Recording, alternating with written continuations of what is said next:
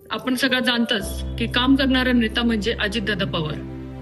दादांचा आदर्शच नेहमी कायम डोळ्यासमोर ठेवून सुनेत्राताईंना राज्याचं उपमुख्यमंत्रीपद स्वीकारावं लागलं.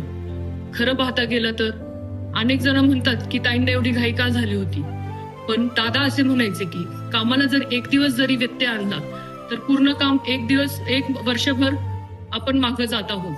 आणि दादांचा जसं पूर्ण अधिकाऱ्यांवर वचक होता, काम करायची पद्धत जशी दादांची होती, तसेच सुनेत्रताई पवार देखील दादांचा आदर्श ठेवून इथून पुढील काळात विकास कामं करणार आहोत. सगळ्यात मोठा गर्व म्हणजे महिलांसाठी की आपल्या महाराष्ट्राच्या पहिल्या उपमुख्यमंत्री या आपल्या सुनेत्राबाई झालेल्या आहेत. आज त्यांचं दुःख त्यांना माहीत आणि आपल्यालाही दुःख झालेलं आहे, पण ह्या दुःखाचं निवारण आणि दुःख सोडून न देता तरी त्यांनी आपल्यासाठी एवढं कमी दिवसात शपथविधी घेतलेला आहे, आपल्यासाठी घेतलेला आहे. तर आमच्या महिलांचा सगळ्यांचा त्यांना खूप मोठा जाहीर पाठिंबा. ताई, तुम्ही आमच्यासाठी एवढा मोठा निर्णय घेतला आहे, उपमुख्यमंत्री झाले, त्याबद्दल शुभेच्छा.